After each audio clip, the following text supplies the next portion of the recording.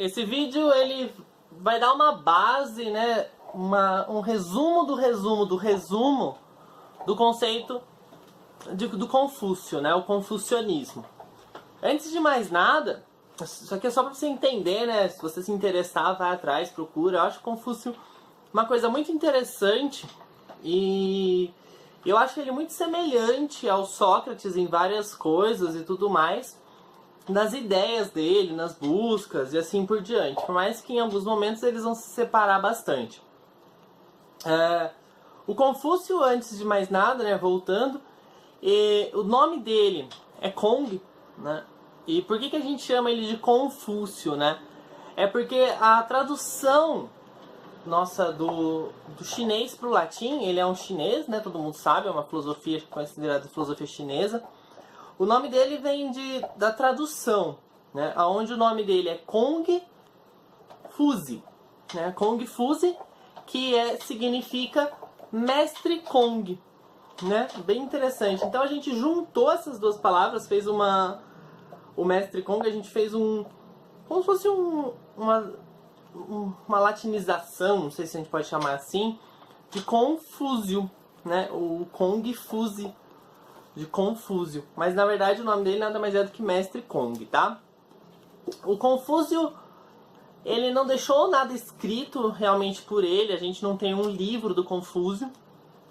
O que a gente tem, né? Um dos principais livros do confucionismo é o Analecto. Os Analectos do Confúcio, ele é um dos principais registros do conceito do Confúcio, né? Que é onde os discípulos dele, tem a ideia de que o discípulo dele foi lá e escreveu sobre a ideia dele. O Confúcio, ele chegou a ser perseguido, caçado pelas ideias dele, pelo que ele pensava.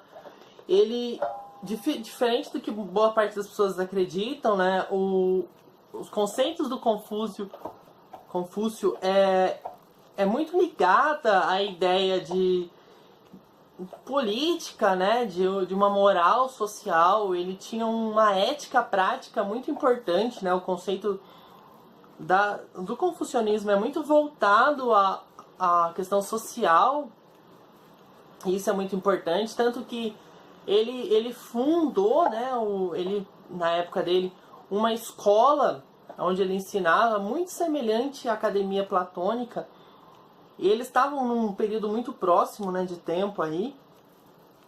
Então, para a gente dar continuidade, eu vou apresentar para vocês o filósofo, né, o Confúcio, e o livro dele, já uma coisa ligada na outra, para a gente poder começar a debater.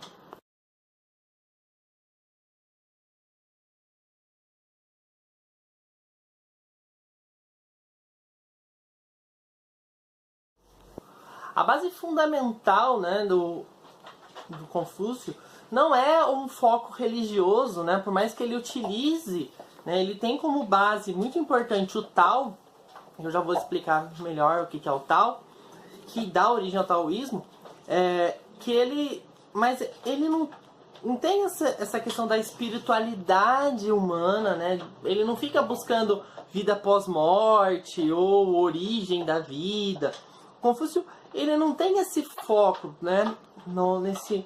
Nesses polos distantes.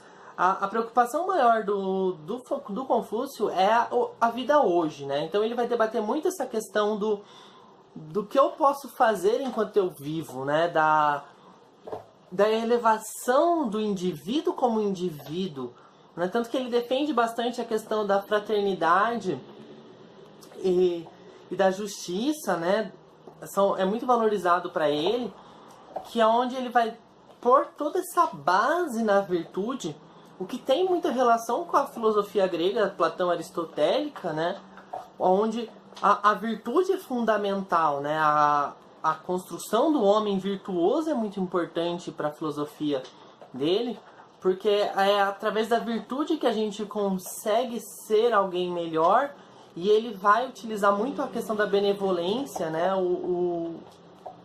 A virtude da benevolência para ele é muito importante, que é ligada diretamente à questão social, né? Que é ligado muito importante a ética, porque o homem sábio, ele é benevolente, e benevolente ele vai ser bom para a sociedade, assim por diante. É claro que entra a ideia de que a benevolência sem sabedoria, isso é uma fala dele, né? A benevolência sem sabedoria é tolice. Então, a pessoa que é benevolente sem saber, né, sem ter um conhecimento maior para agir com essa benevolência, ele acaba sendo um tolo para o Confúcio. Mas a filosofia dele é centrada nessa ideia, né, de uma evolução individual social, né, uma busca dessa igualdade, dessa justiça social, tudo ligado ao Tao. O Tao é fundamental na teoria dele. Mas o que é o Tao, né? O que o Tao tem a ver com tudo isso?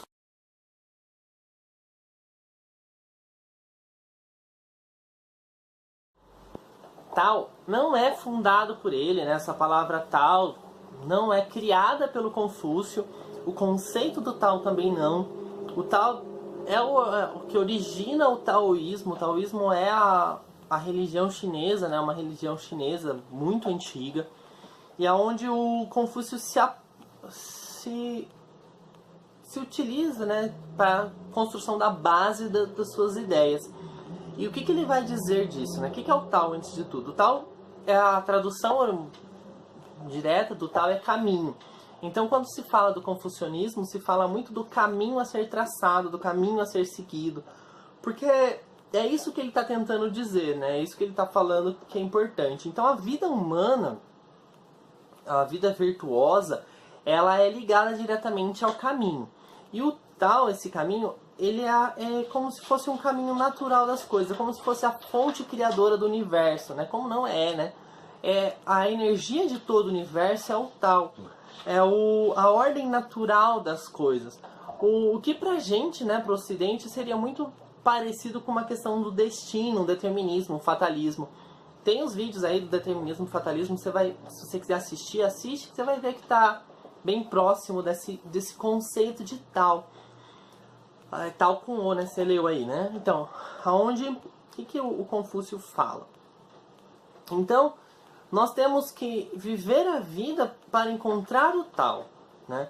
Aonde, para ele, o homem que antes de morrer, se um dia antes de morrer ele encontrar o seu Tao, ele já é um homem feliz, porque ele passou um dia da sua vida sabendo o seu caminho, né? Você tem que conhecer e saber, entender o caminho a ser traçado na sua vida. E o caminho é ligado diretamente ao que ele chama, né, dos decretos do céu. Então é como se o céu, né, o céu no sentido do divino, do universo, da construção maior das coisas, guiassem a gente.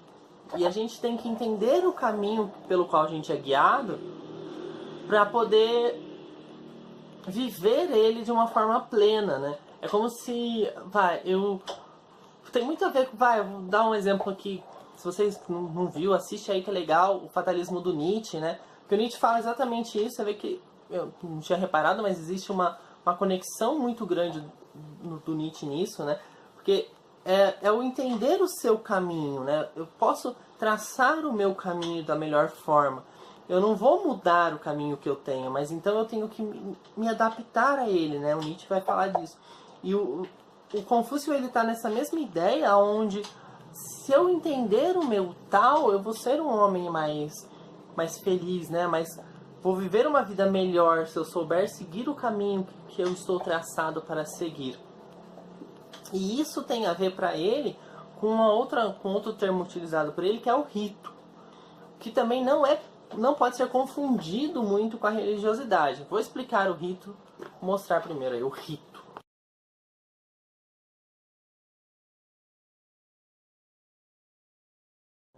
A palavra rito, né, que dá a ideia de ritual, né, de ritualização das coisas, ela é muito importante na vida do indivíduo para o Confúcio, porque ele vai dizer assim, a vida, o rito é o caminho que a gente deve seguir, a ritualização da vida, da existência.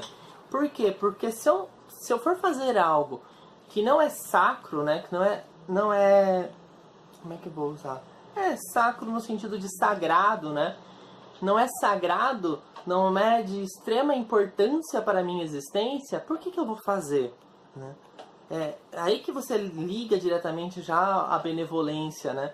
Quer dizer, se eu vou fazer algo que não é realmente bom para mim e não é bom para os outros, por que eu faço? Para que eu vou fazer?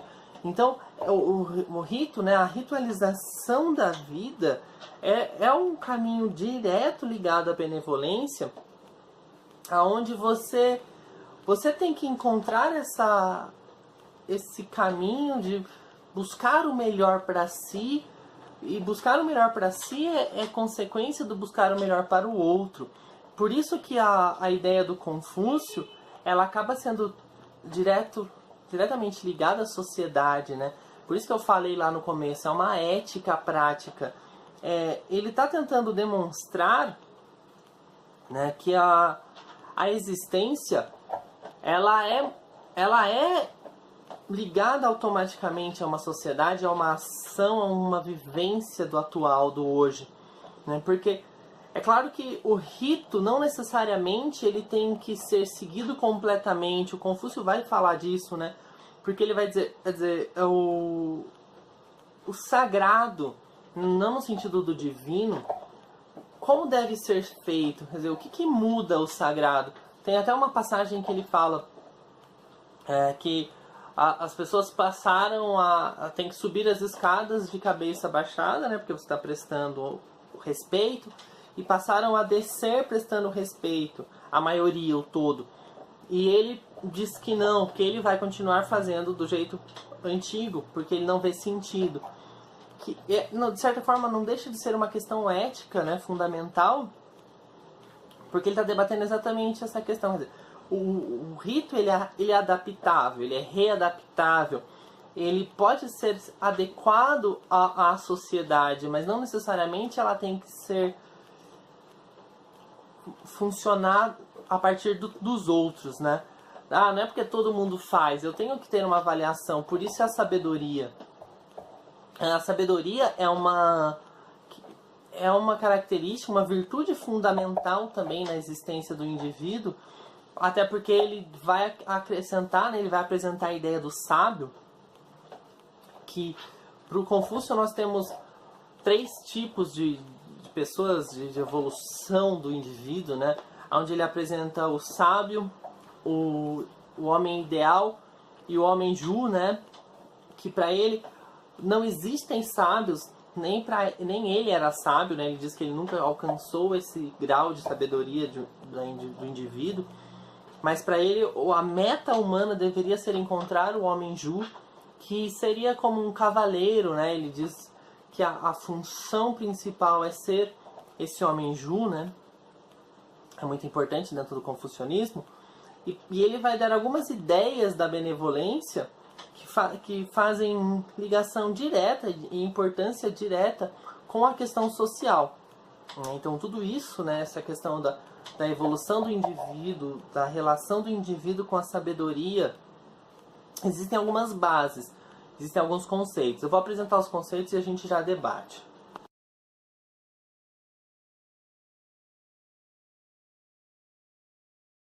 Então tem coisas que a gente repete, fala, e às vezes a gente nem sabe, né? Que é essa ideia do Confúcio, né? Não faça para o outro o que você não quer para você, né? Isso é uma ideia, quer dizer, há muito tempo atrás citada, debatida pelo filósofo Confúcio, tá aí na filosofia chinesa, e ele já está mostrando isso, né? Quer dizer, essa benevolência, essa importância dessa benevolência vindo exatamente dessa questão onde você não vai prejudicar o outro porque você não quer ser prejudicado. É uma autoconsciência muito importante, né? Muito necessária, principalmente na sociedade, na vivência da sociedade. É debatido muito depois na filosofia por muitas outras pessoas. Essa ideia exatamente do limite da liberdade e assim por diante, né? Ele fala também que a benevolência não depende do outro e sim de você, né? Quer dizer, você é o importante, quer dizer, depende do que eu faço. Não importa o que o outro faça, o que o outro deseja, importa como eu vou agir. Isso é fundamental, né? E aí ele vem também com essa ideia da benevolência como parte da família, né? Como que uma família também não vai tratar isso? Nosso primeiro contato social é a família. Depois da família a gente passa a ter o contato social externo, né? Então eu tenho que aprender, eu tenho que viver, eu tenho que ter toda essa base estrutural do indivíduo na família, da benevolência familiar, né? E aí ele vem com essa outra ideia que eu acho fundamental, eu acho fantástico, né? Os pitagóricos também falavam disso, o Pitágoras ele fala disso, né? Quer dizer, à noite você chega para dormir, deita e pensa, né? Quer dizer, dei meu melhor hoje? Eu fui benevolente, eu fiz o melhor que eu podia, eu ajudei quem eu podia. Isso é uma reflexão muito importante para uma vida social. A nossa sociedade, ela depende muito, ela precisaria muito de um confucionismo, se a gente fosse repensar realmente, porque ele é essencial para esse debate da questão do apoio de um ao outro. Quer dizer, a gente não vive sem o outro, a gente depende do outro. E mesmo assim eu quero ser melhor que o outro, eu quero me sobrepor sobre o outro. O que eu estava falando lá, né, do homem Ju, como ele coloca como cavaleiro, ele fala também disso, né, que ele fala que ele vai apresentar a ideia da sabedoria também, que é muito importante, é uma virtude muito importante, juntamente com a benevolência, porque ele diz que a benevolência sem sabedoria é tolice, né? Que o cara que é benevolente, mas ele não sabe utilizar aquilo ou utiliza aquilo demais e sem freios, vamos dizer assim, né? Se é possível. Ele acaba sendo um tolo, porque ele também vai ser enganado, utilizado e assim por diante. E a busca pela sabedoria é fundamental, né, na concepção do confucionismo, porque ele vai ligar diretamente tudo isso, toda essa questão do homem bom, do homem benevolente, que é uma das virtudes importantes, diretamente essa ideia do Estado. Eu não lembro se eu falei, né, a questão do decreto dos céus, né, onde ele está falando exatamente isso, quer dizer, o homem sábio é aquele que vai compreender o decreto do céu, né? Aquele que vai compreender o seu caminho, o seu tal. Né? Então eu preciso da sabedoria, e a sabedoria, consequentemente, ela é ligada à sociedade, aonde ele diz que o sábio, não necessariamente o homem sábio, mas o homem que busca o conhecimento, que possui um certo conhecimento, ele tem a obrigação de cuidar do outro, ele tem a obrigação de ajudar, ele tem a obrigação de transmitir o conhecimento, de fazer o outro entender as coisas. Isso é muito importante, né? Onde ele vai apresentar também essa questão do que, se eu não me moldo, eu serei moldado, né? Se eu não faço as coisas para mim, o outro fará para mim, no sentido social. Quer dizer, ele já está entrando, Confúcio, nesse contexto, na ideia da manipulação, né, da alienação. Quer dizer, se eu não sei quem eu sou, eu vou ser manipulado e conduzido por alguém. E ele diz também que o sábio, ele tem que saber ensinar o outro a encontrar o seu tal e não guiá-lo por um caminho que ele acha certo, né? O sábio, ele tem que também ter a capacidade de ajudar o outro a encontrar o seu caminho, porque a sabedoria tem que estar acima da ignorância. Espero que vocês tenham entendido, espero que tenham gostado. Essa é uma base muito base do confucionismo. Até o próximo.